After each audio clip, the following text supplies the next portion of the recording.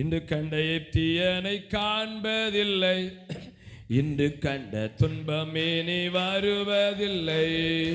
இன்று கண்ட எப்தியனை காண்பதில்லை, இன்று கண்ட துன்பமே நீ வருவதில்லை. வாதை உந்தன் கூடாரத்தை அணுகிடாது, வாதை உந்தன் கூடாரத்தை அணுகிடாது. உன் பாதம் கல்லிடராது, உன் பாதம் கல்லிடராது. இன்று கண்ட எப்தியனை காண்பதில்லை, இன்று கண்ட துன்பமே நீ வருவதில்லை. இன்று கண்ட எப்தியனை காண்பதில்லை, இன்று கண்ட துன்பமே நீ வருவதில்லை. செங்கடல் இழந்து வாடி கொடுக்கும், யோர்தான் இரண்டாக பிரிந்து விடும். செங்கடல் இழந்து வாடி கொடுக்கும், யோர்தான் இரண்டாக பிரிந்து விடும். எரிகோ தூளாக இடிந்து விடும். கர்த்தரே தெய்வம் என்று முழங்கிடுவோம். எரிகோ தூளாக இடிந்து விடும். கர்த்தரே தெய்வம் என்று முழங்கிடுவோம். இன்று கண்ட எப்தியனை காண்பதில்லை, இன்று கண்ட துன்பமே நீ வருவதில்லை. இன்று கண்ட எப்தியனை காண்பதில்லை, இன்று கண்ட துன்பமே நீ வருவதில்லை. ஆண்டவரே எங்களோடு பேசும். இவ்வளவு நேரம் எங்களை ஆராதிக்க உதவி செய்தீர். இந்த வசனங்களை எங்களுக்கு அனுப்பித்தார். இயேசுவின் மூலம் ஜெபங்கள் நல்ல பிதாவே, ஆம்.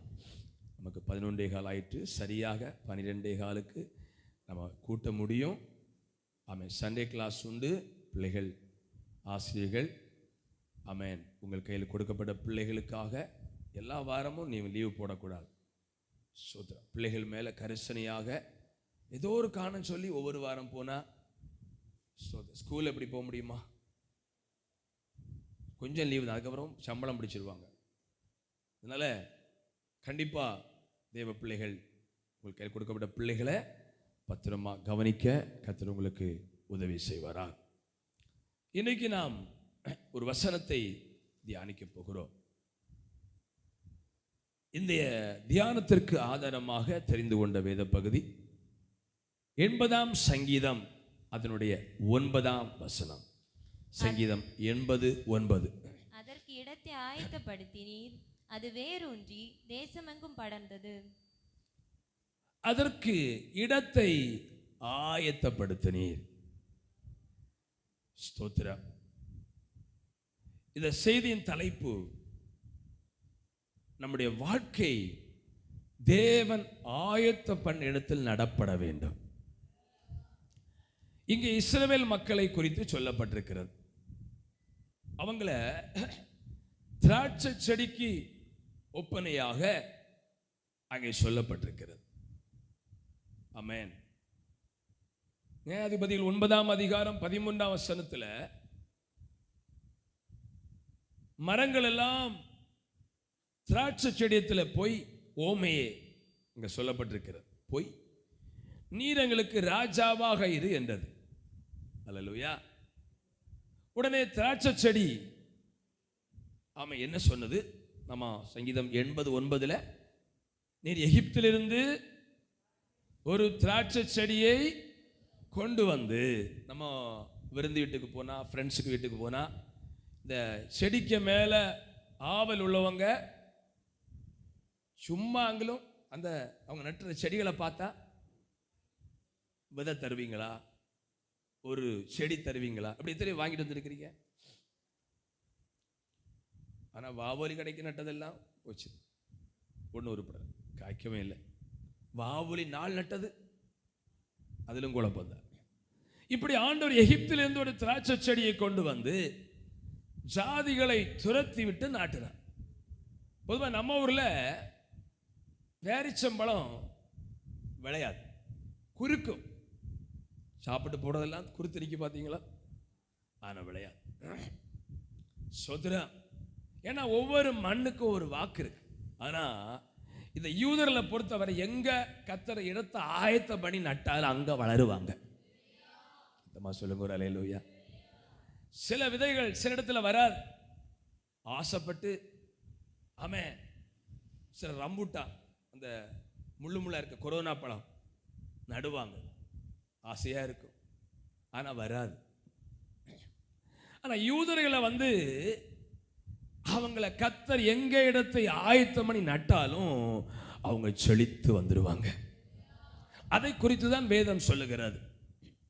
அப்ப நீங்களும் நானும் நடப்பட்ட இடம், தொடர்ந்து சில காரியம் சொல்ல போறேன், எங்கெல்லாம் நீங்க நடப்பட்டிருக்கிறீங்க, அது கர்த்தர் ஆயத்தம் பண்ணின இடமா இருக்கணும். ஆண்டவர் ஆயத்தம் பண்ணின ஸ்தானமா இருக்கணும். இப்ப பாருங்க, ஏன் திராட்சை செடியை ஆண்டவர் ஊமையாக சொல்லுகிறார்? சோத்திரா, திராட்சை பழம் நல்ல ஒரு சரீரத்துக்கு ஆரோக்கியமான ஒரு பானம். அல்லேலூயா. தீமோத்தேயுவுக்கு பவுல் ஆலோசனை சொல்லும் போது, உன் வயிற்றில் அடிக்கடி வருகிற நோய்க்காக கொஞ்சம் திராட்சரசமும் கூட்டிக்கொள் அப்படி சொல்றார். வயிற்றில் இருக்கிற குடல் புண்ணையெல்லாம் ஆற்றக்கூடிய வல்லமை இந்த திராட்சை பழத்துக்கு இருக்கிறது. செடிகள் எல்லாம் திராட்சை செடியை பார்த்து எங்களுக்கு ராஜாவா இருந்து சொன்ன உடனே இந்த திராட்சை செடி சொன்னது, தேவர்களையும் மனுஷர்களையும் மகிழ பண்ணுகிற என் ரசத்தை விட்டு மனுஷனை ஆள போவேனோ என்றது. அது என்ன அர்த்தம்னா, தேவர்களை மகிழ பண்ணுவது என்றால் பழைய ஏற்பாட்டில் ஒரு முறை இருந்ததா? சோத்திரம். இப்ப எல்லாம் ஆண்டவர் அறியாத மக்கள் பலிபீடத்துல பால் ஊத்துவாங்கல்ல, தேவர்களுக்கு தலையில பால் ஊத்துவாங்கல்ல, இது போல தேவனை சந்தோஷப்படுத்த அந்த பலிபீடத்துக்கு மேல திராட்சை ரசத்தை ஊற்றுவாங்களா? ஆமே. பான பலின்னு ஒன்று இருக்கு. என்ன பலி சொல்லுங்க? இரத்த பான பலின்னு இருக்குது. ஆமே. போஜன பலி இருக்குது. அதுல ஒன்றுதான் பான பலி. அல்லேலூயா. இதுக்காக ஊற்றுவாங்களா? அதான் தேவனை மகிழ பண்ண. எப்படி சொல்லு பார்த்தீங்கன்னா, இயேசுவின் பாதத்தில் விலையேற பெற்ற நலதம் என்னும் தைலத்தை உடைத்து அது ஒரு பலி. கையை உயர்த்துவது. அல்லேலூயா. ஆனா யூதாசுக்குள்ள அப்பவாசவன் சாத்தான் புகுந்து, இது என்ன செலவு? நான் சொல்றேன், ஊழியனா சொல்றேன், தேவ நாமத்துக்காக நீங்க என்ன செய்தாலும் ஆமே அது உங்களுக்கு ஆசீர்வாதம். மனசுல ஒரு நாளும் காணிக்கை கொடுக்கிறோம், தசோபாகம் கொடுக்கிறோம், இதெல்லாம் செய்கிறோம், வீண் சொல்ல எண்ணத்தை ஒரு நாளும் ஏற்றுக்கொள்ளவே கூடாது. அந்த எண்ணம் வந்தா நினைச்சிருங்க, உங்களுக்குள்ள சாத்தான் புகுந்துட்டான். இல்லைன்னா யாராவது உங்களுக்கு இது காணிக்கெல்லாம் கொடுக்கண்டாம், இதெல்லாம் செய்யண்டான்னு எண்ணத்தை கொடுத்தா இவங்களுக்குள்ள சாத்தான் புகுந்துட்டான் அப்படி நினைச்சிருங்க. ஏசு விட்டு கொடுக்கல. ஆமேன். ஏன் இவளை தொந்தரப்படுத்துறீங்க? இவள் என்னை கனம் பண்ண இதை செய்திருக்கிறாள். அப்போ மனுஷனை மகிழ பண்ணனா, அல்லேலூயா. இயேசு கிறிஸ்து ஒரு கல்யாண வீட்டுக்கு போனார். எந்த ஊரு? சத்தமா சொல்லுங்க. கானா ஊர். நம்ம ஊர் மேல்மண்டலம் பக்கம் ஒரு கானா ஊர் இருக்கு பாருங்க. அந்த ஊர்ல எருசலேமில் உள்ள கானா ஊருடைய கல்யாண வீட்டுக்கு போனார். இயேசு அழைச்சிருந்தாங்க. அங்க என்ன குறைபடுதா? சோத்திரம். அந்த வீட்டுக்கார வெப்பரலப்படுறான். ஐயோ திராட்சை ரசம் இல்லை, ஐயோ திராட்சை ரசம் இல்லை. ஒவ்வொரு பானையா பார்க்குறான். சாம்பார் பானை, பருப்பு பானை எல்லாம் இருக்குது. ஆனா வந்த எல்லாரும் திராட்சை ரசம் தான் கேட்டு கேட்டு குடிக்கிறாங்க. காலி ஆயிட்டு. எல்லா வீட்டு வைபவங்களிலும் திராட்சை ரசம் கட்டாயமா இருக்குமா? பர்த்டே விட இருந்தா இன்னைக்கு ஃபங்க்ஷன்லாம் முடிஞ்சு போடணும்னா பெட்டியில டாமே ஸ்தோத்திரம் மதுபானம் வச்சிருப்பாங்க. ஒரு ஃபங்க்ஷன் நிறைய இடத்துல நம்ம பார்த்தோம். ஆமே. வீட்டு கூட நடந்தாலே அங்க ஒரு கோஷ்டி கூடும். என்ன குடிச்சது? பாஸ்டர் அழகா பிரசங்கம் பண்ணி God bless you this home அப்படி சொல்லுவாரு. இது முடிஞ்ச உடனே பெட்டி ரெடியா இருக்கும். வீட்டு கூட்டம் முடிஞ்ச பிறவே பார்ட்டி. என்ன பார்ட்டினா? திராட்சை பார்ட்டி இல்ல, பீர் பிஸ்கட் ட்ரம் பார்ட்டி. ஆமே. திருமணம் முடிஞ்சா அங்க ஒரு பார்ட்டி. முன்காலங்களில் ஒரு எந்த ஃபங்க்ஷன் இருந்தாலும் அங்க என்ன கட்டாயம்? நம்ம மாவட்டத்துக்கு ஒரு பழக்கம் உண்டு. பாயாசம் உண்டா இல்லையான்னு எப்போ தெரியும்னா பழம் கொண்டு வரும்போது தெரியும். நான் சில இடத்துல ஊழிய கூட்டத்து போகும்போதெல்லாம் இலைய மடக்கி இருக்கேன். ஏன்னா பழம் வரல. இப்போ ஃபேஷன் என்னன்னா பழம் இல்லை, பூந்தியும் இல்லை. அந்த பழையற்பாட்டின் காலத்தில் சோத்திரம் எந்த ஃபங்க்ஷனுக்கும் சோத்திரம் ஒயின் திராட்சரசம் கொடுப்பாங்க. அது கிடைச்சாதான் பார்த்தீங்களா, பாயசம் ஆசைப்பட்டவங்களுக்கு அந்த எல்லாம் சாப்பிட்டு அது எல்லாம் ஊற்றி சோத்திரம். நான் இந்த பாயாசம் குடிக்கிறது டேஸ்ட் கண்டது. ஒரு சின்ன பையன் ஒரு திருமண வீட்டில் பப்படத்தை சாப்பிடாம வச்சுருந்தான். நான் சொன்னேன், டேய் எடுத்து சாப்பிட்றா அப்படின்னு. அவன் சொன்னான், இல்லை இல்லை விஷயமே இருக்கு அப்படின்னு. அவன் பப்படத்தை வச்சுட்டு பாயசத்தோட போட்டு ஒரு பிசைஞ்சி நானும் சாப்பிட்டேன். இப்போ நானும் அப்படிதான் பண்ணுவேன். பகுதி பப்படம் வச்சுட்டு பாயாசத்தில் போட்டு பழம் உள்ள டேஸ்ட் இருக்காது. அப்போ இந்த பாயாசம் எல்லாம் குடிச்சு கடைசியில் இந்த ஊறுகாயை தொட்டு நக்குனாதான் சாப்பாடு திருப்தியா. கையை உயர்த்துற இல்லையா பாருங்க. இந்த திராட்சை ரசம் வந்து எல்லா வீட்டு ஃபங்க்ஷன். அது இல்லைன்னா ஆமே சோத்திரம் காடடிச்சா 500 காடு 4ஆம் கலனிலேயே திராட்சை ரசம் காலின்னு சொல்லிட்டு போயிடுவான். என்னுடைய பிள்ளைகளே சோத்திரம், ஆண்டு திராட்சை செடியை சொல்லுகிறார். சோத்திரம் இதுல என்ன சொல்ற அப்படின்னா, நாம் தேவனை மகிழ பண்ணவங்களா இருக்கணும். தேவனை மகிழ பண்ணுகிற பிள்ளைகளை ஒரு இடத்துல கர்த்தர் நட்டுட்டாருன்னா ஆமே சோத்திரம், அவங்க வேரூன்றி தேசமெங்கும் படருவாங்க. அப்ப ஆண்டவர் நடும்போது என்ன நடந்தது, எங்க நடந்து ரெண்டா சொல்ல போறேன். அவர்கள் வேறு ஒன்றினார்கள். அவர்களை சொல்லுங்க, கர்த்தர் உங்களை நட்டா நீங்க வேறு ஒன்றுவீங்க. வேர் போட முடியாவிட்டாலும் நீங்க வேறு ஒன்றுவீங்க. நீங்க உறுதியா இருப்பீங்க. அது மட்டுமல்ல, வேறு ஒன்றி சோதரா அந்த திராட்சை செடி வந்து 10-12 அடி சுற்றுலதான் என்ன செய்யுமா, வளருமா. ஆனா இங்கே பைபிள் என்ன சொல்லுது, அது யூதர்களை குறித்து. அது வேரூன்றி தேசமெங்கும் படர்ந்தது. இந்த மக்கள் யூத மக்கள் இல்லாத நாடுகளே கிடையாது. விஞ்ஞானிகள் ஃபர்ஸ்ட் இருப்பது யூதர்கள். கோதுமை அதிகம் ஏற்றுமதி பண்ண நாடு யூதர்கள், இஸ்ரவேல் தேசம். தேவனுடைய பிள்ளைகளே, அப்ப கர்த்தர் உங்களை என்னையும் ஆயத்தம் இடத்துல நட்டார்னா நம்ம குடும்பம் வேறொன்றும், நம்ம படருவோம். உங்க பிள்ளைகள் கல்வியில படருவாங்க, உங்க குடும்ப வாழ்க்கை படரும், உங்க தொழில் படரும். அப்படின்னா ஒரு குறிப்பிட்ட ஸ்தானத்தில் நிற்காது, அது விரிவாகி கொண்டே போகும். ஒரு 5 இந்த இருக்கிற 3 வருஷக்காரங்க தான் அதை என்கரேஜ் பண்ணி ஏற்றுக்கொள்றாங்க. இவங்க எல்லாம் இருக்கிறது போதும். படரணுமா படரண்டாமா? எத்தனை பேரும் பிரதர்ஸ் படரணுமா படரண்டாமா? சௌர்மார் ஒரு சொல்லுங்க பாப்போம். உங்க வாழ்க்கையை கர்த்தர் படர பண்ணுவா. படர்ந்து பரவி போகிற ஆறுகளை போல தேவனுடைய பிள்ளைகளை. சரி, அப்ப தேவன் நம்மை ஆயத்தம் இடத்தில் நடுவா. அங்க நட்டப்பட்டா நம்ம வேறு ஒன்றுவோம், நம்ம படர்ந்து போ. அது ஊழியமானாலும் படரும், உங்கள் குடும்பம் படரும், உங்கள் தொழில் படரும், படிக்கிற பிள்ளைடைய கல்வி படரும். கையை உயர்த்தி வரலே லூயா. விசுவாசித்தவளே பாக்கியவதி. விசுவாசித்து கேட்கிற பிள்ளைகளை கண்டிப்பா கர்த்தர் கடற பண்ணுவார். ஓ பாஸ்டர் சொல்லுவார் எங்க படருக்கு அப்படின்னு நினைச்சா அப்படிதான் இருப்பீங்க. ஆமா, எங்க வீட்டு பக்கத்துல நீண்ட காலமா ஒரு சீமைய முந்திரி நிற்குது. சின்ன முந்திரி தானே, முந்திரி நிற்குது. சோத்திரம் பைப்பு கிட்ட நிற்குது. ஆனா இது வரைக்கும் ஒற்றை காயும் காய்க்கல். பாவம் பார்த்து ஆமே சோத்திரம் வீட்டில் ஒரு ஆள் கேட்பாங்கன்னு சொல்லி தான் விட்டுருக்கு. இல்லைன்னா அதை ஒடிச்சு பறிச்சு சோத்திரம். அடுத்த ஒரு பழம் நின்றுதே, என்ன பழம்? ஜாம்பக்கா. அது நின்னது வேறு ரகம், சோப்பா காய்ச்சுமா. சோத்திரம் கொஞ்ச நாள் பார்த்தேன், அடுத்த ஒரு நாள் ஒரே வெட்டு. அதனால இங்க இருக்கிற உங்களை கர்த்தர் படர பண்ணுவார். அதாவது ஒரு மனுஷனுடைய வாழ்க்கை அவன் அறிக்கையிடுதல் இருக்கிறது. வாழ்வும் தாழ்வும். ஃபாதர் சொல்லுவார், நெகட்டிவ் கன்ஃபெஷன் உங்க வாயிலிருந்து வரவே கூடாது. கர்த்தர் என்னை நடத்துவார், கர்த்தர் என்னை கைவிட மாட்டார். கர்த்தர் உங்களை பெருக பண்ணுவார். சௌரமா சொல்ல, உங்கள் வாழ்க்கையை பரவி போக பண்ணுவார், உங்கள் வாழ்க்கையை படர பண்ணுவார். தேவனுடைய பிள்ளைகளே, அப்ப அவரால் அதை செய்ய முடியும். சரி, நம்முடைய வாழ்க்கை எங்கெல்லாம் கர்த்தர் நடுவார், அதை தான் நம்ம தொடர்ந்து தியானிக்க போகிறோம். முதலாவது சங்கீதம் 92:13 சொல்லுகிறது, முதலாவது இந்த உலகத்துல எங்க ஃபர்ஸ்ட் நம்ம நடுறாரு?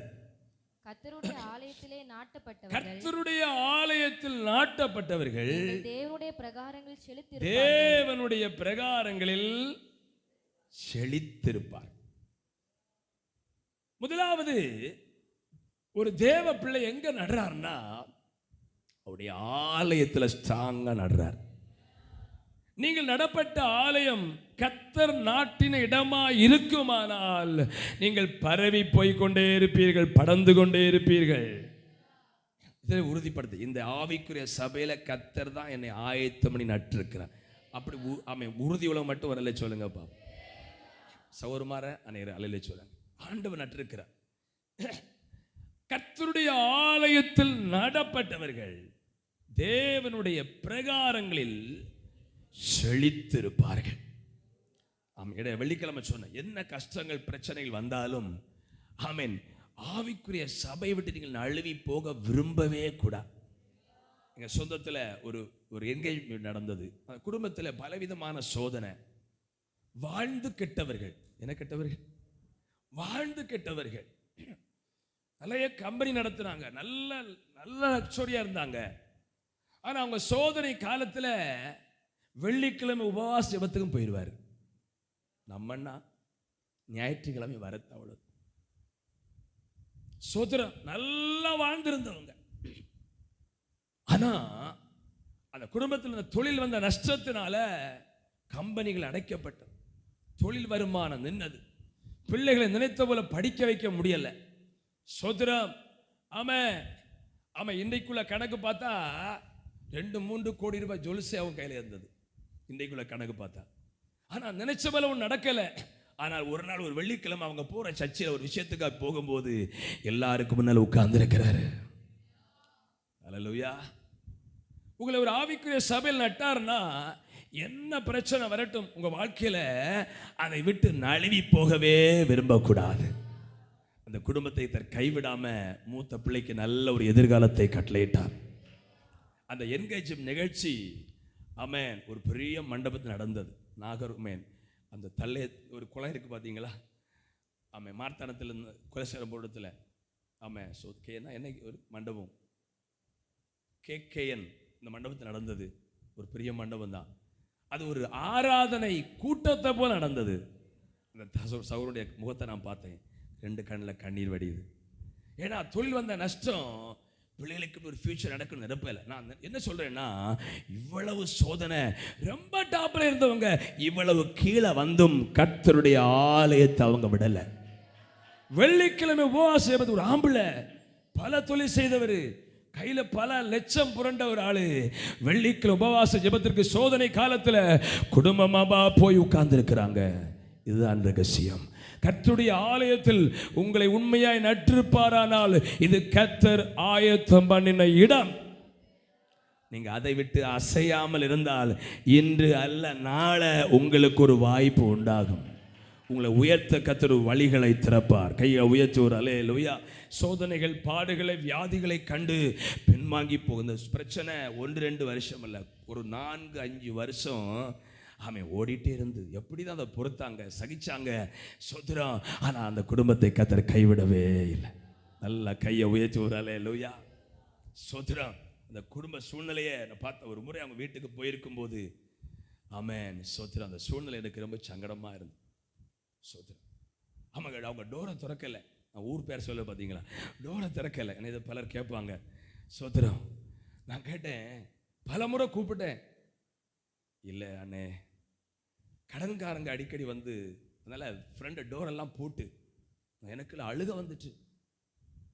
எவ்வளோ வாழ்ந்த குடும்பம், ஆனால் ஆலயத்திற்கு போவதை நிறுத்தலை, ஆலயத்தில் முன்பு நிற்பதை நிறுத்தலை.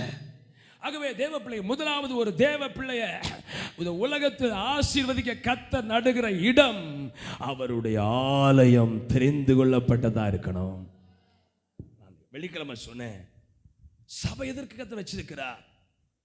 எங்க ஊழியர்களை பார்த்து இயேசுப்பா சொல்லியிருக்கிறார், நீ மந்தை மேல் கவனமாயிரு. நான் கடந்த நாட்கள் ஒரு ஃபீல் பண்ணி பார்த்தேன், இதுக்குள் இந்த கிருபை எனக்குள் இருப்பதை நான் நம்பல. சின்ன ஒரு சபை தான், ஆமென். ஆனால் நான் சந்தோஷமா பெருமைப்படுறேன். சத்தியத்தை பேசுகிற கர்த்தருக்கு இங்கே அனுமதி கொடுத்திருக்கிறார். பல சபைகளில் பேச முடியாது. ஆவிக்குரிய சபையிலும் பாஸ்டர் கண்டித்து பேசினா அங்க 5 பேர் கூடி ஆமென் பாஸ்டர் தள்ளிட பார்க்குறாங்க. ஆனா கிருபை இங்க யாரும் அப்படி கிடையாது. கர்த்தர் சொல்ற வார்த்தை கேட்டுக்கொண்டு சந்தோஷமா போறீங்க. எதற்கு ஒரு ஆவிக்குரிய சபையில நாட்டுகிறார் அப்படின்னா, உங்கள் குடும்பத்தை குறித்து உத்தரவாதம் இருக்கிறது. நான் சொல்லுவேன், இங்க வந்தா உங்களுக்கு கண்டிப்பா நாங்க வேலை தர முடியாது, கர்த்தர் வேலை தருவார். உங்கள் பிள்ளைகளை நாங்கள் எங்க கல்லூரியில் இடம் இருக்கிறது, ஃபெடரேஷன்ல ஒரு இடம் இருக்குது, கல்லூரி இடம் இருக்குன்னு சொல்லி அவனிங்க சோத்திரம், நாங்க உங்களுக்கு ஒரு இடம் தர முடியாது சோத்திரம். ஆனா தேவன் உங்கள் பிள்ளைகளுக்கு நல்ல கல்வியை தருவார். நான் பெருமையா சொல்லல, எங்க தங்கச்சி இன்னைக்கு நல்ல ஒரு வேலை இருக்கிறா. அவ வேலைக்காக எந்த இதையும் சார்ந்து கொள்ளவில்லை. ஒரு தம்பிக்கு அதை குறித்து நான் சொல்லும்போது, ஃபோனில் பேசிட்டு இருக்கும்போது, கர்த்தர் தான் அதன் காலத்தில் நம்ம நடத்தணும். இன்னைக்கு எம்மி அவ படிச்சிருந்தா ஹல்லேலூயா ஒரு 15,000 தான் சம்பளம் கிடைச்சிருக்கும்.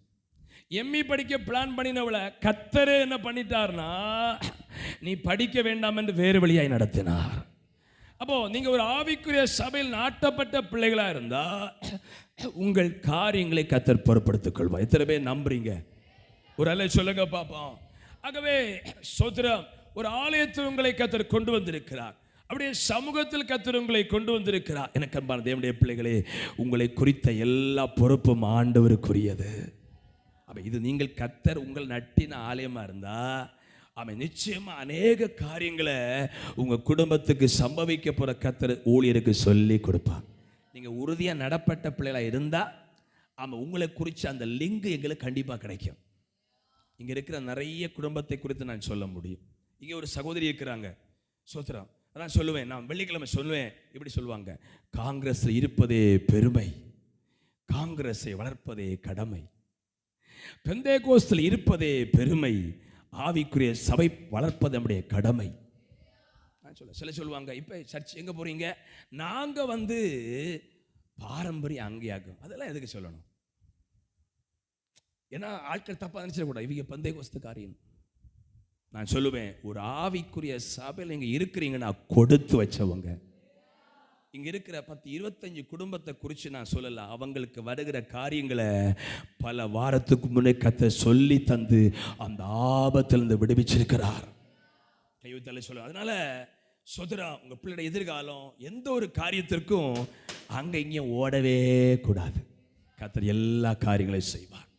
ஆகவே நீங்கள் இந்த ஒரு ஆவிக்குரிய சபையிலே நாட்டப்பட்ட பிள்ளைகளா இருந்தா உங்க பிள்ளைகளுடைய எதிர்காலம் வேலை எல்லாம் அதின் காலத்தில் நடக்கும். ஏன்னா கர்த்தரே நட்டிருக்கிறார். ஹல்லேலூயா.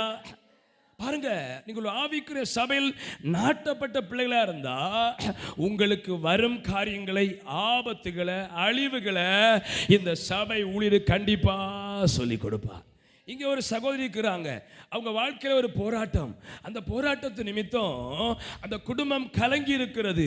அது ஒரு சனிக்கிழமை 12 மணிக்கு ஆமென் அந்த சகோதரி அம்மா எங்களுக்கு ஃபோன் பண்றாங்க. மகா பிசாசாடிட்டு இருக்கிறாங்க. அந்த அம்மா எங்களுக்கு ஃபோன் பண்றாங்க, பிள்ளை எங்க இருக்கிறீங்க? நான் சொன்னேன், இருக்கிறேன். நீங்க உறங்கலையா? உறங்கல. இப்போ இந்த பிள்ளைக்கு உள்ள பிசாசாடி சொல்லுது, அவன் இருப்பதனால அந்த குடும்பத்தை என்னால ஒன்றும் செய்ய முடியல, அவன் ஜெபம் பண்ணிட்டு இருக்கிறான். அந்த அம்மாவுக்கு இரவு சனிக்கிழமை 12 மணிக்கு இவங்களுக்கு நம்ப முடியல, பிசாசாடி சொல்லுது, அவன் ஜெபம் பண்ணிட்டு இருக்கிறான், அவன் இருப்பதனால இந்த குடும்பத்தை ஒன்றும் செய்ய முடியல. பிள்ளை நீங்க உறங்கலையா? இங்க சொன்ன என்னால் நம்ப முடியல. யோசித்து பாருங்க. ஆனா நீங்க வேற எந்த பேருத்த சபைக்கு போனாலும் வீடு கொடுப்பாங்க, காளை கொடுப்பாங்க, வேலை கொடுப்பாங்க. கண்டிப்பா உங்க குடும்பத்துக்கு நடக்க போறத சொல்லி தரவே முடியாது. அதனால சோத்திரம் பேக்ஸ் சபையில் இப்போ பெருமை நினைக்க கூடாது. இப்போ எங்க போறீங்க? நான் ஆவிக்குரிய சபையில ஆராதிக்கிறேன். இன்னும் உங்களுக்கு புரியல, ரொம்ப கஷ்டம்தான். அதெல்லாம் பேசவே கூடாது. நாங்க பாரம்பரியம் அங்கேயாக்கும் அப்படி சொல்லக்கூடாது. நாங்க ஆண்டவரை அறிந்த பின்பு மூழ்கி ஞானஸ்தானம் எடுத்து ஆவிக்குரிய சபைக்கு போய் கொண்டிருக்கிறோம். ஹல்லேலூயா. எனக்கு அன்பானவருடைய பிள்ளைகளே, அதனால உங்களை கர்த்தர் ஒரு ஆவிக்குரிய சபையில நட்டுப்பார்னா உங்க குடும்பம் கொடுத்து வச்ச குடும்பம். சிலர் நம்முடைய முறைச்சு பார்த்த போல இருக்கு. எத்தனை சந்தோஷமா இருக்கிறீங்க? சந்தோஷமா இருக்கிறீங்களா? இங்க இருக்கிற நிறைய குடும்பம் சொல்ல முடியும். அதில் ஒரு சௌரி இங்கே இருக்கிறாங்க. நான் ஏன் சொல்றேன்னா பெருமையா சொல்ல, இதெல்லாம் எனக்குள்ள கிருபை. நடக்கும் முன்பு ஒரு குடும்பத்தில் பிள்ளைக்கு போராட்டம். குடும்பத்தார் ஃபோன் பண்ணி டார்ச்சர் பண்றாங்க. பிள்ளையை கொண்டு மருத்துவமனைக்கு போக சொல்லு. பொதுவா சபையில உறுதியாய் மக்கள் வர்றாங்கன்னா அவங்களை குறித்து நமக்கு ஒரு எங்க ஃபேமிலி மெம்பரை போல ஒரு பயம் இருக்கு. இவங்களுக்கு ஏதாவது நடந்தா நம்மள்கிட்ட மக்கள் கேள்வி கேட்பாங்க. அந்த குடும்பத்தை குறித்து எனக்கு ஃபீலிங். ஞாயிற்றுக்கிழமை கூட்டம் முடிந்து ஜெபம் பண்ணிட்டு படுத்துட்டேன். சாப்பிட்டு ஒரு தரிசனம். இந்த குடும்பத்தோடு தற்கொலை ஆவி போராடுது. இந்த பிள்ளைக்கு ஹார்ட் ப்ராப்ளம் கிடையாது. எனக்கு சந்தோஷம் வந்தது. நான் சொன்னேன், இந்த பிள்ளைக்கு ஹார்ட் ப்ராப்ளம் கிடையாது, மருத்துவமனைக்கு போகண்டா சொல்லி 2 வாரத்தில் சும்மா இருந்த மனிதன் தூக்கி செத்துட்டாரு. வேலைக்கிழமை அவங்க வீட்டில் பிரேயர். 10 மணிக்கு 9 மணிக்கு ஃபோன் கால் வருது, அவன் செத்து போனார். 2 நாள்ல அந்த பிள்ளைக்கு இந்த பிரச்சனை மாறினது. இப்படிப்பட்ட சபையில் வருவது சந்தோஷமா? ஏதோ உலக பிரகாரம் ஏதோ செய்கிற சந்தோஷமா? எத்தனை சந்தோஷப்படுகிறீங்க? ஆவிக்குரிய சபையில் இருப்பது இதே சந்தோஷப்படுறீங்க? அவங்க மட்டும் கை வைத்தாலே சொல்லுங்க பாப்போம். சத்தமா சொல்லுங்க அல்லேலூயா. ஆகவே எனக்கு அன்பானவருடைய பிள்ளைகளா, இதை சொல்லிட்டு போது என்னை பெருமைப்படுத்த சொல்லல. நீங்கள் ஒரு ஆவிக்குரிய சபையில் நடப்பட்டிருந்தா உங்களை குறித்து ஒரு லிங்க் கர்த்தர் வச்சிருப்பா. அந்த குடும்பத்தை ஒரு ஆபத்து நீங்க சொல்லி இருக்கிறாங்க. அவங்க பேரை நான் சொல்ல விரும்பல. ஆச்சரியமா இருக்கு. அல்லேலூயா. ஆமா, ஆண்டவர் எவ்வளவு கரிசனை உள்ளவ. ஆமா, கைக்குள்ளான அந்த ஆடுகளை குறித்து எவ்வளவு சொல்லி அந்த சௌகரியம் இங்க இருக்கிறாங்க, வண்டி ஓட்டுறவங்க. ஆமா சகோதரி, ஆமா ஒரு வாரத்துக்கு முன்னால ஒரு தரிசனத்தை தர்றா. இந்த சகோதரி தண்ணிக்குள்ள விழுந்து ஆமை ஆற்று வெள்ளம் இழுத்துக்கொண்டே போகிறது. நான் உஷாராயிட்டேன். ஆமென். பல வருஷமா வீடு இல்லாம வீடு கட்டி குடியிருக்கிறாங்க. ஆண்டவரே, இந்த குடும்பத்துக்கு சோதனை வரக்கூடாது. அப்படி ஒரு தரிசனம் சபையில் வருகிற பிள்ளைகளை குறித்து கர்த்தர் வெளிப்படுத்திட்டார்னா, ஏன்னா அவர் செய்ய போறதை அவருடைய பிள்ளைகளுக்கு செவிக்கு வெளிப்படுத்துகிறார். உடனே ஜபாரிக்கு போன, ஆண்டவரே இந்த குடும்பத்தை பாதுகாக்கணும். சரியா 1 வாரம் தாண்டவே எனக்கு போன் வருது, சௌரி பைக்ல விழுந்துட்டாங்க. தப்புனதே ஒரு பெரிய கிருபை பாருங்க. அப்போ தேவனுடைய ஆலயத்தில் நீங்கள் நடப்பட்டிருந்தா உங்க குடும்பத்தின் ஒவ்வொரு அசைவும் ஊழியனுக்கு அதை சொல்லி கொடுப்பார். இதுதான் உங்க குடும்பத்துக்கு ஒரு பாதுகாவல். அல்லாம ஒரு சபையிலங்க அங்கத்தமா இருந்து அவன் கல்யாணம் பண்ணி வைப்பாங்க, வேலை தருவாங்க, படிப்பைப்பாங்க. எதுக்கு எதுக்கு எல்லாருக்குமே கிடைக்குமே சொத்து. அதனால எத்தனை பேர் சொல்லுங்க, நீங்க ஆவிக்கிற சபையில் இருப்பது ஒரு கனமா சொல்ல கனமா நினைங்க. சொல்ல கனமா நினைங்க. ஏன்னா உங்க குடும்பத்தை குறித்து உத்தரவாதத்தை ஊழியனுக்கு எடுத்திருக்கிறார். இப்படி சொன்னா இதை மட்டும் சொல்லிட்டு போக முடியும். இங்க இருக்கிற நிறைய பேர் நிறைய பேரை குறித்து எத்தனையோ காரியங்களை கர்த்தர் வெளிப்படுத்தினா எனக்கு ஆனந்த கண்ணீர் வரும். அப்ப இதெல்லாம் அறிஞ்சுதானே நம்ம ஊழியக்காரனை அழைச்சிருக்கிறார். இந்த கிருபையை கர்த்தர் வச்சிருக்கிறார். ஏன்னா அது வரும் முன்பு நோவா தற்காலத்தில் காணாதவைகளை குறித்து தேவ எச்சரிப்பை பெற்று தன் குடும்பத்துக்கு சொன்னது போல சபை என்பது ஒரு குடும்பம். தேவனுடைய பிள்ளைகளே, அப்போ தேவன் நம்மை முதலாவது எங்க நடுறாரு? நீங்க வந்திருக்கிற ஆவிக்குரிய சபையில உறுதிப்பட்டாலே உங்களுக்கு ஒரு பெரிய வெற்றி. உங்க குடும்பம் கீழே போகவே போகாது. நீங்கள் ஆவிக்குரிய சபையில கர்த்தர் நாட்டின ஒரு குடும்பமா இருந்த பைபிள் சொல்லுது, என் பரமபிதா நடாத நாட்டெல்லாம் வேரோடு. அப்படி ஒரு கதையும் இருக்குது. ஆனா இங்க இருக்கிற ஒருவரை கூட பரமபிதா நடாத நாட்டா இருக்கக்கூடாது, நட்ட நாட்டா இருக்கணும். அப்படி நீங்க இருப்பீங்க, உறுதி இருக்குன்னா உங்க குடும்பம் வேர் கொள்ளும், உங்க குடும்பம் படரும். விரும்புறீங்க? சரி, முதலாவது கர்த்தர் ஒரு தேவ பிள்ளைய ஆசீர்வதிக்கும் எங்க நடுறாரு? சொல்லுங்க ஐயா. ஆலயத்தில் நடுறாரு. அல்லேலூயா. உறுதிப்படுத்துறாரு. தேவனுடைய பிள்ளைகளே, சோதரம். இரண்டாவது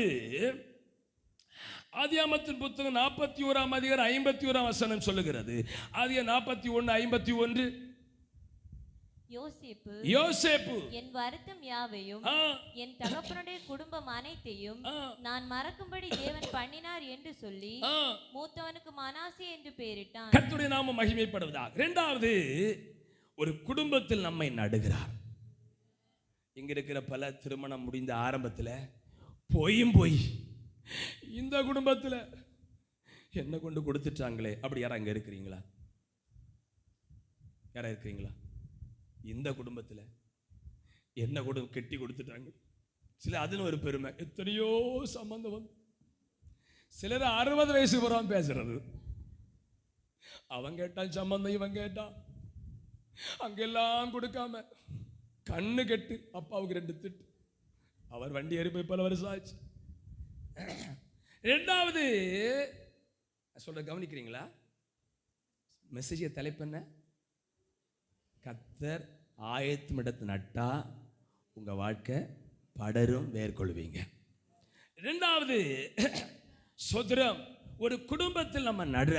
யோசேப்பை பாருங்க, நல்ல குடும்பத்தில் கர்த்தர் நம்ம நட்டார்னா முன்புள்ள கவலை எல்லாம் மறந்து ஆண்டவர் ஒரு நல்ல குடும்பத்தில் கொண்டு யோசேப்பை நட்டார். எப்ராஹிம் மனாசே பிள்ளைகளை கொடுத்தார். இப்போது என்ன மறந்துட்டு சொல்லுங்க சோதரா. ஒரு கேள்வி கேட்கிறேன். உங்க புருஷன் வீட்டில் எத்தனை பேர் அம்மா வீட்டுக்கு போறதான் ரொம்ப இஷ்டப்படுவீங்க? அவங்க மனக்கு எடுத்துங்க பாப்போம். புரியலையா சோதரா? சிலர் அம்மா வீட்டுக்கு போகவே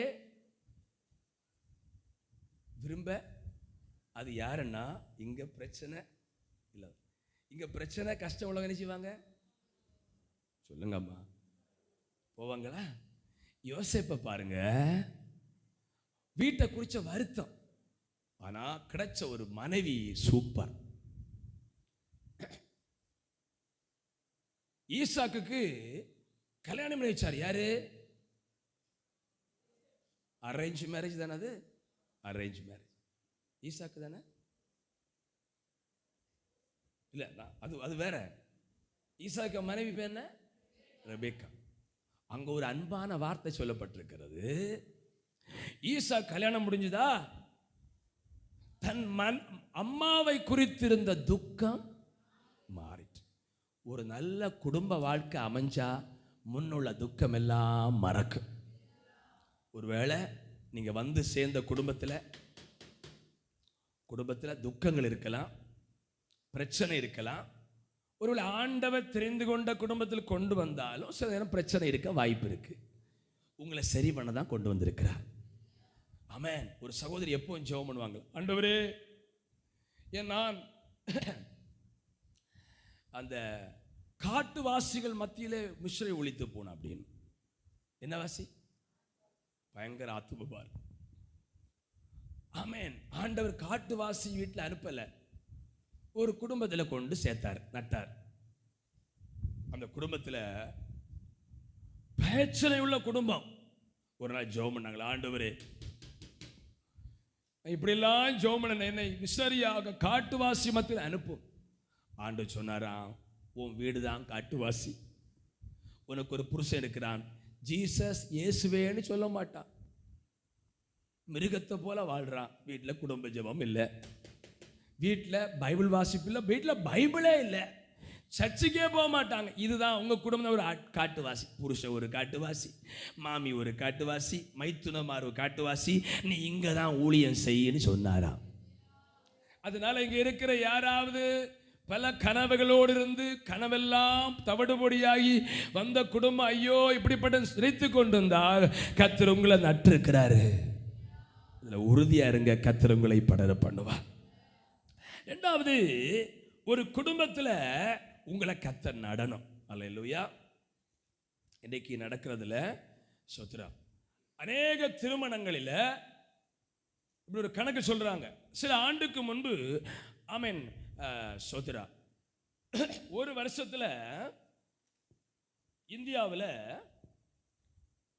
ஆமென் ஆமென். ஆயிரக்கணக்கான திருமணங்கள் நடக்கிறது. ஸ்தோத்திரம்.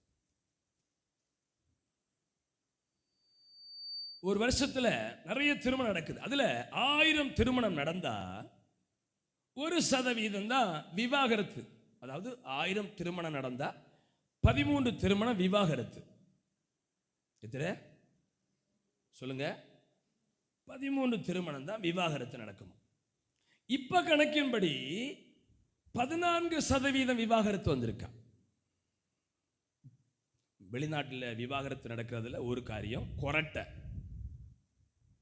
இந்த வீட்டுக்காரர் பயங்கர கொரட்டை அப்படின்னு விவாகரத்துக்கு அப்ளை பண்றாங்களா? அல்லேலூயா. வெள்ளிக்கிழமை சொன்னேன், கவனிங்க. குவைத்தில் 2019ஆம் ஆண்டு நான் என்ன சொல்றேன்னா, உங்களை கொண்டு சேர்த்த குடும்பம் கர்த்தர் நாட்டின குடும்பமா இருந்தா நீங்க பிரிந்து போக வாய்ப்பே இல்லை. கர்த்தர் ஆயத்தம் பண்ண குடும்பமா இருந்தா பிரிந்து போக வாய்ப்பே இல்லை.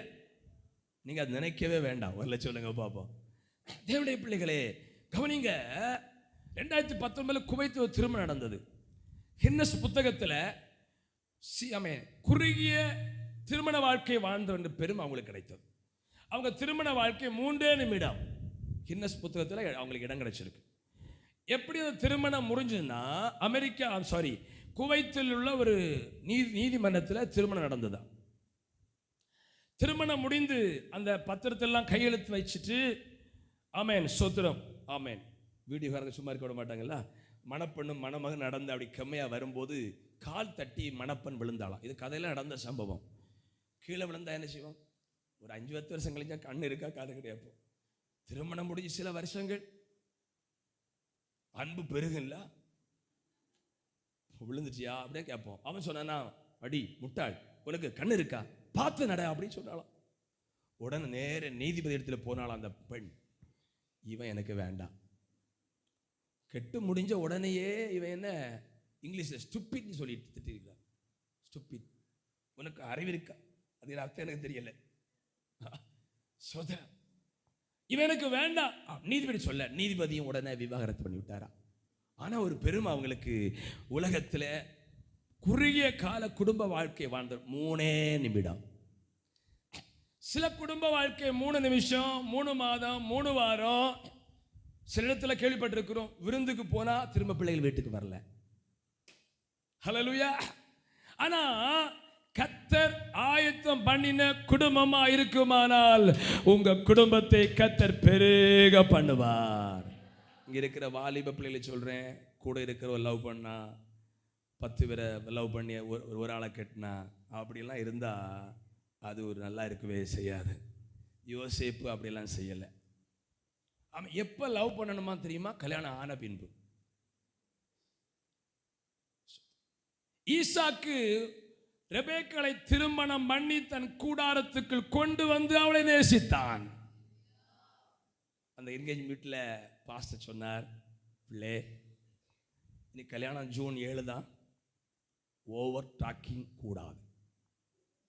நடத்தின பெரிய ஒரு சர்ச்சு பாஸ்டர், ஏன்னா அவங்களுக்கு தெரியும் நிறைய கல்யாணம் என்கேஜ்மெண்ட் முடிஞ்சு ஓவர் டாக்கிங்கில் பிரேக் ஆகி போகுது, உடைஞ்சு போகுதுனால உங்க அதிக பேச்சு கூடாது.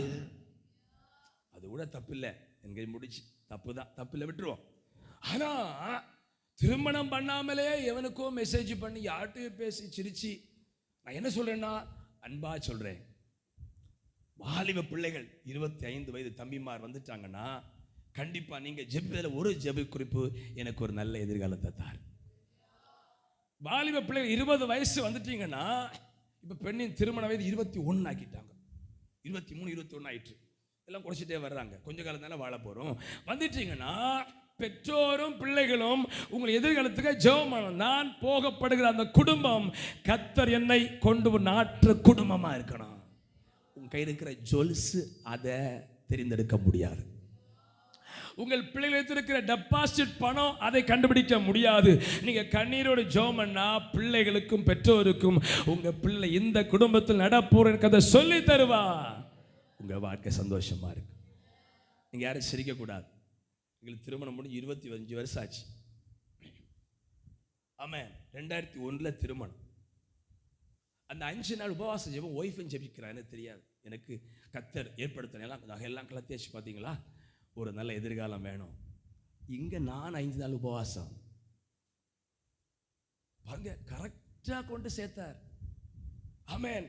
ஒரு பாஸ்டர் கொண்டு ஒரு ஜெபம் வச்சோம். அவர் சொன்னார், மே மாதம் இத்தனாம் தேதிக்குள்ள திருமணம் நடந்திருக்குன்னு சொன்னார். ஆனால் இப்படி ஒரு காரியம் நமக்கு தெரியாது. இன்னைக்கு வரைக்கும் ஆச்சரியமா இருக்கு. உங்களுக்கு பொறாமையா இருக்கா? 25 ஜூபிலியா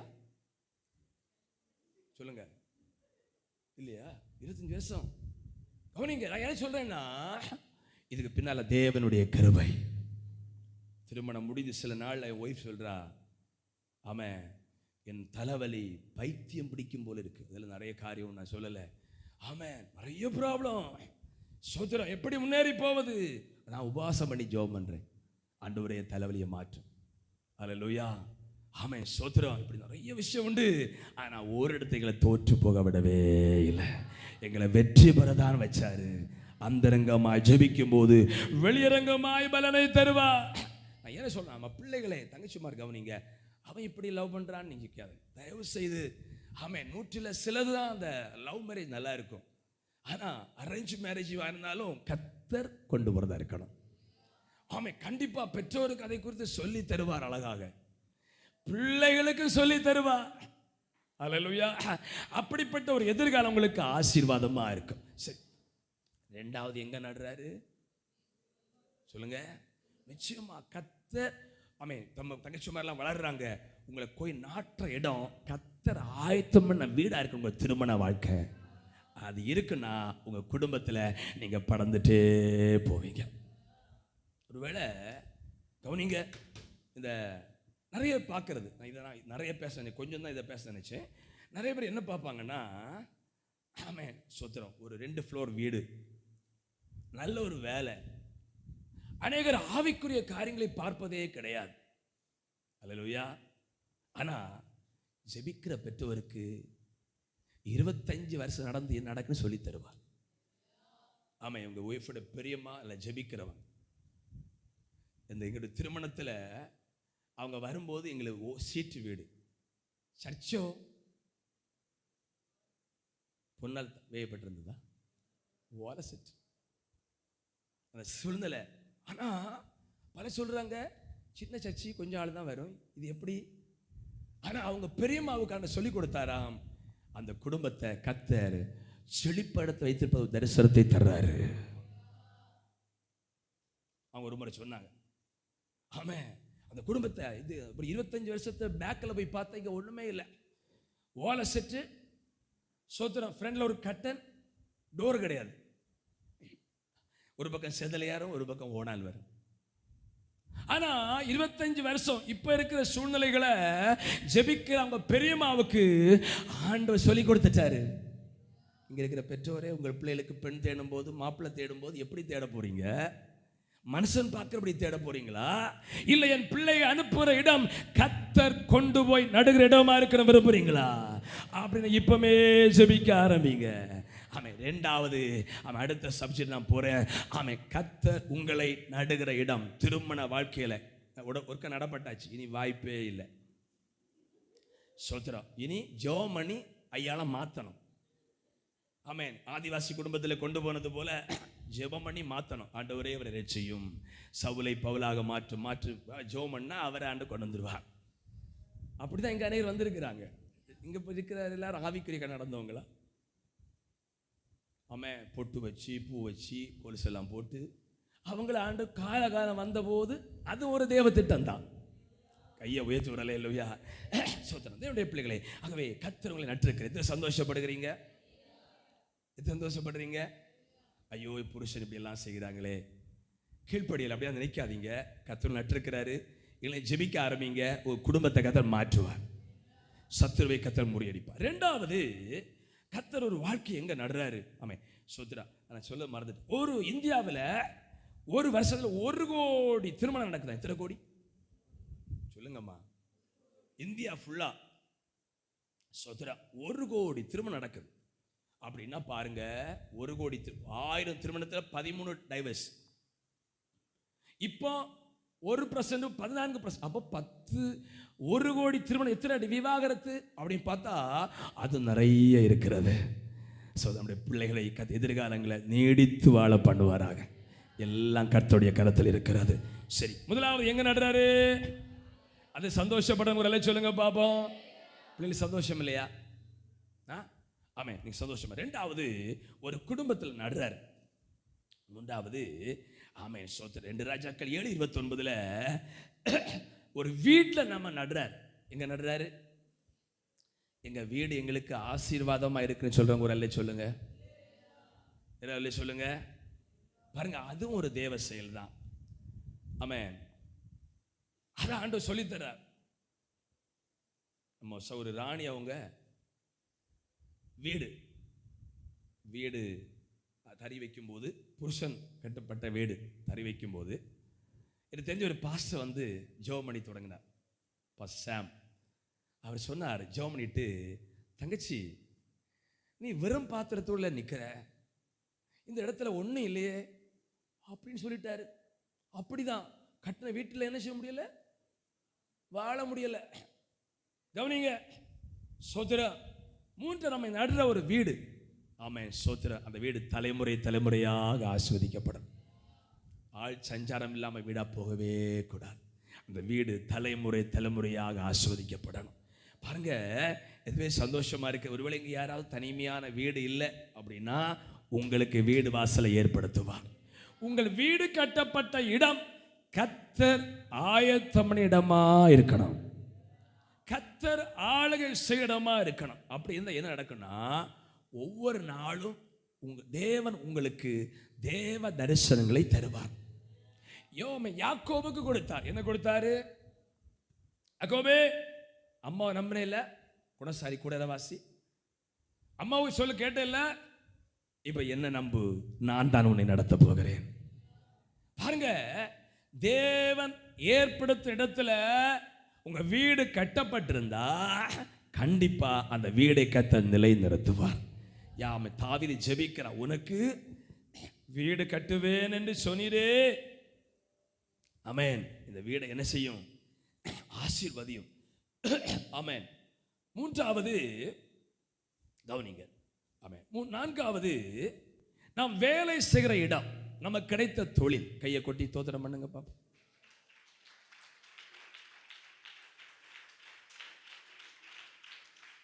பைபிள் என்ன சொல்ல தெரியுமா? அதிக லாபம் கிடைக்கிற தொழில் இல்லையா, நலமான வேலை செய்து சாப்பிடுறோம். சோதரம். நிறைய லாபம் கிடைக்கிற தொழில் அப்படி இல்லை. அந்த தொழில் கர்த்தருக்கு பிரியமா இருக்குமா? எக்ஸாம்பிள் சொல்றேன். சோதரம். ஆமே, இங்க இருக்கிற ஒருவர் யாரும் கேட்கல, பாஸ்டர் ஒரு தொழிலும் இல்லை. சோதரம். சாமியார் படத்தில் ஒரு பெட்டி கடை இருக்குது. நான் கேட்குறேன், எதுக்கு? கிட்ட பிராண்ட் ஷாப் இருக்கு. இல்லைன்னா ஒரு பார், என்ன பார் நடத்த ஒரு சான்ஸ் இருக்கு. அதுக்கு நம்ம போகலாமா? ஐயா சொல்லுங்க, போகலாமா? இது நலமான வேலை இல்லை. நான்காவது சொல்றேன், உங்களுக்கு தந்த வேலை, உங்களுடைய படிப்பு, சொத்திர வேலை கர்த்தர் நாட்டின இடமா இருக்குமானால், +2 பிள்ளைகள் முடிக்க போறீங்க. பிள்ளைகள் என்ன ஜெபிக்க தெரியுமா? எங்க அம்மா சொல்லி படிச்சேன் இல்லை, அப்பா சொல்லி படிச்சேன் இல்லை, ஆண்டவர் நீங்க சொல்ற படிப்பை நான் படிக்கணும். நீ படிக்க போற 4 ஆண்டு படிப்பு கர்த்தர் ஆயத்தம் பண்ண படிப்பா இருக்குமானால் 4 வருஷ செலவை அவர் பொறுப்படுத்திக் கொள்வார். ஆமே. சிலருக்கு வரவே இல்லை. நீங்க பொறுப்படுப்பீங்களா? எப்படி பொறுப்பெடுக்க முடியும்? ஒவ்வொருத்தரும் ஆண்டு பேசிட்டு இருக்கிறாரு.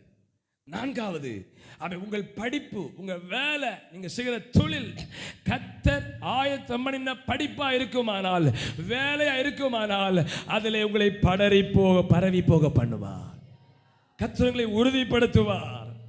அப்ப என்ன ஜெபிக்கணும்? பிள்ளைகள், உமக்கு விருப்பம் இல்லாத ஒரு படிப்பு நாம் படிக்க கூடாது. அவங்க அதை படிக்க சொல்றாங்க, இவங்க படிக்க சொல்றாங்க, அப்படி இல்லை. கர்த்தர் விரும்புகிற கல்வி. மோசே குறித்து பைபிள் சொல்லுது, எகிப்தியருடைய சகல சாஸ்திரத்தை கற்று செய்கையிலும் வாக்கிலும் வல்லவனானா. மோசைக்கு அப்பா அம்மா SBI பேங்க்ல லோன் போட்டு கொடுத்தாங்களோ மோசையை படிக்கக்கு.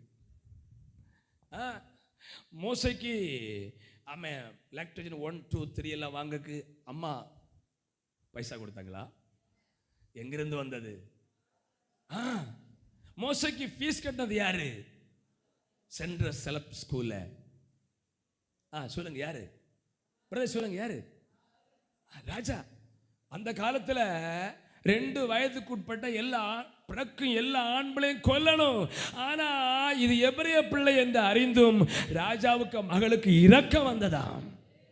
அப்படின்னா உங்கள் பிள்ளையுடைய அத்தனை காரியம் படிப்பா இருக்கலாம், வேலையா இருக்கலாம், இது கர்த்தர் ஆயத்தம் பண்ணின ஸ்கூலா இருக்குமானால், பள்ளிக்கூடமா இருக்குமானால், படிப்பா இருக்குமானால், வேலையா இருக்குமானால், கர்த்தர் உங்களை இறங்கக்கூடிய வழிகளை கர்த்தர் திறப்பார். விசுவாசிச்சா கையை கொட்டி ஆண்டவரை ஸ்தோத்திரம் பண்ணு. இன்னைக்கு ஒரு வித்தியாசமான ஒரு செய்தி ஆண்டு சொல்றாரு. நான் படித்தேன், பிள்ளை படிச்ச வச்சா, அப்படி அல்ல. என் திருமண வாழ்க்கை கர்த்தர் ஆயத்து ஒரு பிளேஸா இருக்கணும். சபை கர்த்தர் நாட்டின ஒரு இடமா இருக்கணும். ஆமென். என்னுடைய வீடு கர்த்தர் நாட்டின இடமா இருக்கணும். குடும்பம் அப்படி இருக்கணும். எனக்கு தந்த வேலை நான் செலக்ட் பண்ண இருக்கக்கூடாது, கர்த்தர் தர்ற வேலையா இருக்கணும். அங்க எத்தனை தடைகள் வந்தாலும் தடைகளை முறியடித்து, ஆமென். பைபிள் சொல்லுது பாத்தீங்களா, ஈசாக்கு அந்த தேசத்தில் விதை விதைத்தான், கர்த்தர் ஆசீர்வதித்தனால் எத்தனை மடங்கு? 100 மடங்கு. அப்ப நீங்க செய்கிற வேலை, தொழில் என் தேவன் செலக்ட் பண்ண வேலையா இருக்குமானால் எத்தனை பேர் ஆமென் அந்த நீருற்ற மூடி போட பார்த்தும் திரும்ப திரும்ப தோண்டி தோண்டி செய்துட்டே இருப்போம். அது நம்முடைய சாமர்த்தியம் அல்ல, இந்த தொழிலை நமக்கு தந்த தேவன் செய்கிற காரியம். ஆகவே படிப்பு கூட அப்படிதான். அல்லேலூயா. அது சந்தோஷமா இருக்கிறீங்க. ஆமென். உங்க பிள்ளைகளை கர்த்தர் படிக்க வைப்பார். ஆமென் ஆமென். மோசைய ராஜாவுடைய அரண்மனையிலிருந்து ஆமென் என்ன படிச்சானா? சகல சாஸ்திரம்னா என்னென்ன படிப்பு உண்டோ எல்லா படிப்பு, என்னெல்லாம் படிப்பு உண்டு நமக்கு தெரியும். BA, MA, MPhil, PhD. இப்போ வாயில் நுழையாத படிப்பெல்லாம் இருக்கு. ஹல்லேலூயா. என்னெல்லாம் படிப்பு இருக்கு பாருங்க. சொத்ரா பிடெக்னு சொல்லுவோம். பிடெக்ல மெடிசன் சைடா இருக்கான், பிடெக் IT இருக்கான். எந்த படிப்பு கர்த்தர் செலக்ட் பண்ண படிப்பா இருந்தா நிச்சயம், கர்த்தர் கொண்டு போன கம்பெனியா இருந்தா, வேலையா இருந்தா, கர்த்தர் அதிலே உங்களை உயர பண்ணுவார். ஆகவே இன்னொரு காரியம் சொல்ல போறேன். சொத்ரா ஆமென். நமக்கு கிடைத்த வேலை இதெல்லாம் கர்த்தர் தெரிந்து கொண்ட ஒரு இடமா இருக்கணும். ஆமென். சொத்ரா ஆமென் ஆமென். சொத்து அது மட்டுமல்ல, நாம் தெரிந்து கொண்ட எந்த ஒரு காரியம், வேலையா திருமணமா எதுவா இருந்தாலும் நம்ம விருப்பப்படி இருக்கக்கூடாது. சொத்தை, ஒரு புதிய சொத்து வாங்க போறீங்க, நேஷனல் ஹைவேல இருக்கு, அது உங்க விருப்பப்படி இருக்கக்கூடாது. இது கர்த்தருக்கு சித்தமா? கர்த்தருக்கு சித்தமானதை நம்ம தெரிந்து கொள்ளணும். லாபத்தை பார்க்க கூடாது. ஹல்லேலூயா. லோத்துவை பாருங்க, கண் சொன்னதை தெரிந்து கொண்டான். கடைசி வரைக்கும் ஆள முடிஞ்சதா? என்னாச்சு? காட்டு தீ பிடிச்சி எல்லாம் அழிஞ்சு போனது. ஆபிரகாம் சொன்னார், நீ தேசத்தின் தூரம் எம்மட்டோ நடந்து திரி, அதை உனக்கு தருவே. அதை அழியவே இல்லை. பரிசை சொல்லுங்க பாப்போம். முதலாவது ஆமா ஆலயத்தில் கர்த்தர் தெரிந்து கொண்ட ஸ்தானமா. ரெண்டாவது ஆமே குடும்பம், ஆமா வீடு, வேலை, எல்லாமே. இதுக்கு சொல்றாரு ஆண்டவர்னா, நீங்க ஜெபிக்கணும். ஆண்டவரே, இது நீ தெரிந்துள்ள வேலையா இருந்தா எனக்கு மாற்று வழியை உருவாக்கு. நீ தெரிந்துள்ள படிப்பா இருந்தா மாற்று வழியை உருவாக்கும். கர்த்தர் உருவாக்குவார். அவன் நீ தெரிந்துள்ள படிப்பை எனக்கு சொல்லித்தாருங்கப்பா. 4 ஆண்டு படித்து முடிக்க அத்தனை தேவையும் சந்திங்கப்பா. கடைசியாக ஆமென். யோவான் சுவிசேஷம் 14ஆம் அதிகாரம் 2ஆம் வசனத்தை வாசித்து நம்ம ஜெபிக்க போறோம். என் பிதாவின் வீட்டில் அநேக வாசஸ்தலங்கள் உண்டு. அப்படி இல்லாதிருந்தால் நான் உங்களுக்கு சொல்லி இருப்பேன். ஒரு ஸ்தலத்தை உங்களுக்காக ஆயத்தம் பண்ண போகிறேன். நல்ல கரங்களை கொட்டி ஸ்தோத்திரம் பண்ணலாமா? நல்ல கையசைத்து அல்லேலூயா. எல்லாரும் நல்ல கையசைத்து அல்லேலூயா. ஆமென். கடைசியாக மரணத்திற்கு அப்பால், மரணத்திற்கு பிறகு நாம் போய் சேருகிற இடம் கர்த்தர் நமக்காக ஆயத்தம் பண்ண இடமா இருக்கணும். உலகத்தில் கிறிஸ்தவத்தில் அநேகம் பேர் எங்க போறாங்க தெரியுமா? பிசாசுக்காகவும் இயேசு இடது பக்கத்தில் இருப்பதை பார்த்து, சபிக்கப்பட்டவர்களே பிசாசுக்காகவும் பிள்ளைகள் கவனிங்க, அவனுடைய தூதலுக்காகவும் ஆயத்தம் பண்ணின அக்கினியில போங்கள். சோதரா, கடைசியா மரணத்துக்கு பின்பு ஒரு வாழ்க்கை இருக்குது. எத்தனை பேர் நம்புறீங்க? மரணத்துக்கு பின்புள்ள வாழ்க்கை எத்தனை பேர் நம்புறீங்க? நம்பர் மட்டும் வரல சொல்லுங்க பார்ப்போம். கிறிஸ்தவத்துடைய முதுகெலும்பான நம்பிக்கை அதுதான். அதான் பவுல் காலத்தில் சில சொன்னாங்க, புசிப்போம் குடிப்போம் நாளைக்கு. ஆண்டவருக்கு வேற வேலை இல்லையா? மனுஷனை படைச்சி சோத்திர வேலை செய்ய வச்சு கல்யாணம் பண்ணி பிள்ளைகளை பெற்று அப்படி பார்க்க ஆண்டவருக்கு வேலை இல்லையா? எதுக்கு? நான் பக்தி உள்ள பிள்ளைகளை பெற்றெடுக்கும்படியாக. மரணத்தோடு வாழ்க்கை முடிகிறதல்ல. ஹல்லேலூயா. பவுல் சொல்ல, இம்மைக்காக மட்டும். இன்னைக்கு கிறிஸ்தவத்தில் அநேக மக்கள் அங்கே இங்கும் ஓடும். எதுக்கு தெரியுமா? நல்ல கல்யாணம், நல்ல மாப்பிள்ளை, நல்ல படிப்பு, நல்ல வீடு, சோத்திரம். அதுக்காக மட்டும் இயேசுவை தேடி வர்றாங்க. ஞானஸ்தானம் வேண்டாம், திருவிருந்து வேண்டாம், பரிசுத்தம் வேண்டாம், வேறுபாடு வேண்டாம், பரலோகம் வேண்டாம். பவுல் சொல்றாரு, இம்மைக்காக மட்டும் இயேசுவேன்னு கூப்பிடுறவங்க எல்லா மனுஷனை பார்க்கிலும் பரிதபிக்கப்படத்தக்களாய் மாறி போவாங்க. ஆண்டவர் சொன்ன பார்த்தீங்கன்னா பிறக்காமல் இருந்தார். நான் சொல்றேன், இம்மைக்காக மட்டும் கர்த்தரை தேடுறவங்க பிறக்காமல் இருந்தால் அவங்களுக்கு நலமா இருக்கும். ஏன்னா அவங்க வருங்காலத்தில் எல்லா மனுஷனை பார்க்கிலும் பரிதாபமா மாற போறாங்களா. யூதாசை பார்த்து ஆண்டவர் சொன்ன, அவனுக்கு வருகிற கேடை பார்த்து, தற்கொலை முடிவை பார்த்து, இவன் பிறவாதிருந்தால் இவனுக்கு நலமா இருக்கும். கடைசியாக மரணத்துக்கு அப்பால் ஒரு வாழ்க்கை இருக்குது. இந்த ஊழியம் எதுக்கு தெரியுமா? ஏதோ இந்த உலகத்தில் நல்ல நேடக்கா. எதுக்கு இந்த ஞானஸ்தானம் தெரியுமா? ஹல்லேலூயா, சோத்திரம். நம்ம மரணத்துக்கு பின்பு ஒரு வாழ்க்கை இருக்கிறது. அதை குறித்து தான் நம்ம சர்ச்சுக்கு ஆண்டவர் பேரை போடும்போது எட்டர்னல் லைஃப், நித்திய வாழ்க்கை. என்ன என்ன என்ன? நித்திய வாழ்க்கை, நிரந்தரமான வாழ்க்கை. ஆகவே தேவனுடைய பிள்ளைகளை கவனிங்க.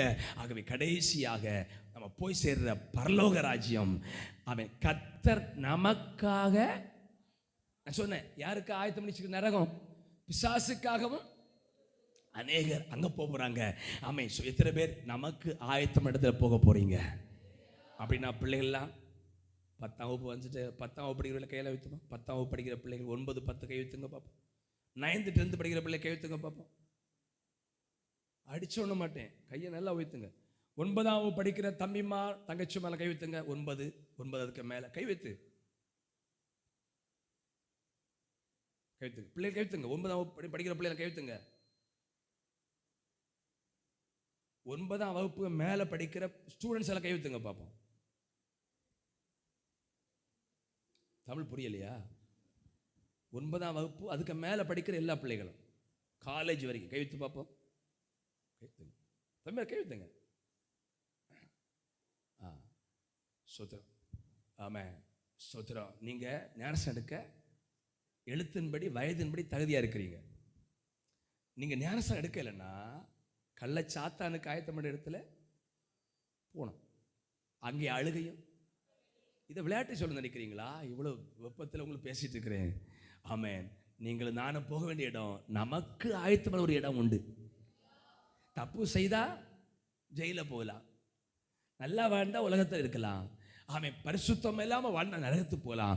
ஆகவே 10, 9ஆம் வகுப்புக்கு மேலே உள்ள பிள்ளைகள் ஞானஸ்நானத்தை எழுத்து வயதின்படி தகுதி உள்ளவங்களா இருக்கிறாங்க. ஆனால் மனது எனக்கு எப்படின்னு தெரியல.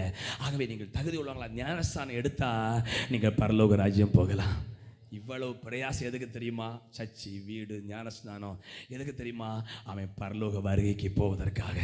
இந்த உலகம் ஒரு முடிவுக்கு நேராக ஓடிக்கொண்டிருக்கிறது. ஆமாம், நான் சொன்ன பார்த்தீங்களா? ஆமாம், பிரச்சனை சோத்திர சொல்லுவான் பார்த்தீங்களா? ஹார்ட் அட்டாக்கு 1-2 முறை தப்புவாங்களா, அடுத்து ஹார்ட் கடைசி வரும்போது என்ன தப்ப மாட்டாங்க. அதுபோல் பிரச்சனை, கொரோனா, யுத்தம் இதெல்லாம் அது விடுதலை ஆகும்போது சந்தோஷம். பரவாயில்ல, இனி கேஸ் வரும், பெட்ரோல் கிடைக்கும். சோத்திரம்.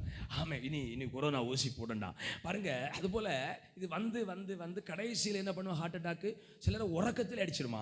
அதுபோல் இந்த பூமியில் அழிவு வந்து வந்து வந்து கடைசியில் யாரும் தப்ப முடிய அழிவு அழிஞ்சிடும்.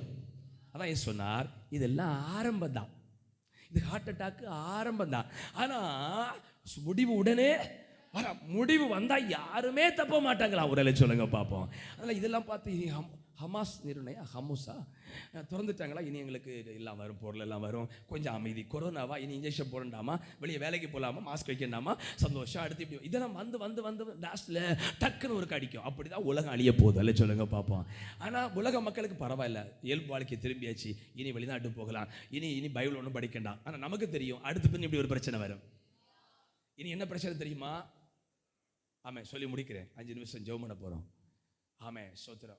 மின்காந்த புயல் ஒன்று வருதா? என்ன காந்த புயல் சொல்லுங்க, என்ன புயல்? இந்த பூமியிலே உண்டாகிற புயலை போல மின்காந்த புயல். சயின்டிஸ்ட் சொல்றாங்க, எல்லாம் சொல்லிட்டே இருக்கிறாங்க.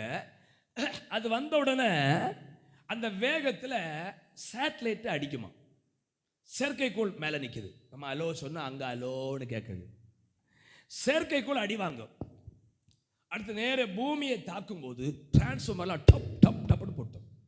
டிரான்ஸ்ஃபார்மர் சொல்லுங்க. ஆமா, புயல் வரும்போது மரம் எல்லாம் சாய்வது போல டிரான்ஸ்ஃபார்மர் போட்டோம். இது நடக்க போகுதா? அதான் சொல்ற, வானத்திலே பெரிய மாற்றங்கள் உண்டாகும். இந்த வந்துட்டே இருக்க டிராவல் பண்ணி பூமியை தாக்கும் போது நிமிஷத்துல எல்லா டிரான்ஸ்ஃபார்மரும் போட்டோம். அப்ப என்ன ஆகும்? சேட்டலைட் அடைஞ்சா என்ன ஆகும்? தகவல் தொடர்பு, பேங்க் டீலிங் எல்லாமே ஸ்டாப் ஆகும். அடுத்து என்ன ஆகும்? ஃபேன் இல்லை, இன்வெர்டர் எவ்வளோ நாள் நிற்கும்? ஒரு 3 மணிக்கூர் நிற்கும். அதுக்கப்புறம் கொண்டு ஆக்கரில் போட வேண்டியதான். ஸோ இதெல்லாம் அடுத்து வரப்போகுது. அதனால உலக மக்களை போல, ஆமே ஹர்மூஸ் திறந்தாச்சா? ஹர்மூஸா? இனி கேஸ் எல்லாம் வரும், நம்ம வெளிநாடு போகலாம், பிரச்சனை இல்லை. ஆமே, உலக மக்கள் சொல்லலாம். நான் சொல்றேன், இதுக்கு அடுத்து இன்னொரு பிரச்சனை வருது. இது வந்து உலகம் முடிய போகுது. ஆண்டு எச்சரிக்கிறார், ஞானசார கப்பல் ஞானசாடுங்க. ஆமே, சௌரமார் யாரெல்லாம் இந்த ஞானசாரம் எடுக்கலை, உடனே கர்த்தருடைய வார்த்தை கீழ்ப்படிங்க. நாம் எளிமையாக இருப்போம். நாம் ஜெபிக்க போகிறோம். ஹல்லேலூயா. நன்றி இயேசுவே, நன்றி இயேசுவே, நன்றி இயேசுவே. ஹல்லேலூயா. வருவாய் தருணம் இதுவே, அழைக்கிறாரே வல்ல ஆண்டவர் இயேசுவண்டை. வருவாய் தருணம் இதுவே, அழைக்கிறாரே வல்ல ஆண்டவர் இயேசுவண்டை. வாழ்நாளை எல்லாம் வீணாளா வருத்தத்தோடு கழிப்பது ஏன்? வாழ்நாளை எல்லாம் வீணாளா வருத்தத்தோடு கழிப்பது ஏன்? வந்தவர் பாதம் சரணடைந்தால் வாழ்வித்து உன்னை சேர்த்து கொள்வார். வருவார் கருணம் இதுவே, அழைக்கிறாரே வல்ல ஆண்டவர் இயேசுவண்டை. வருவார் கருணம் இதுவே, அழைக்கிறாரே வல்ல ஆண்டவர் இயேசுவண்டை. கட்டின வீடும் நிலம் பொருளோ, கண்டிடும் மூச்சார் உறவினரோ. கட்டின வீடும் நிலம் பொருளோ, கண்டிடும் மூச்சார் உறவினரோ. குழுவிட்டு உன் ஆவி போனார், கூட உன்னோடு வருவதில்லை.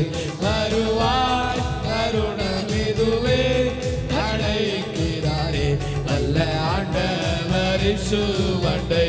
வருவாய் கருணம் அழகுமாயே, அழைக்கிறாரே அழகுமாயே இயேசுவண்டை.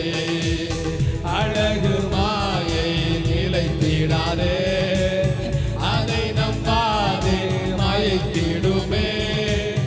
அழகுமாயை நிலைத்திடாதே, அதை நம்பாதே மயக்கிடுமே. மரணம் போல் நாள் சந்திக்குமே, மறவாதே உன் ஆண்டவரை. வருவாய் கருணம் இதுவே, அழைக்கிறாரே வல்ல ஆண்டவர் இயேசுவண்டை. வருவாய் கருணம் இதுவே, அழைக்கிறாரே வல்ல ஆண்டவர் இயேசுவண்டை. இராத பாவம் வியாதியையோ, மாறாத உந்தன் பலவீனமோ, தீராத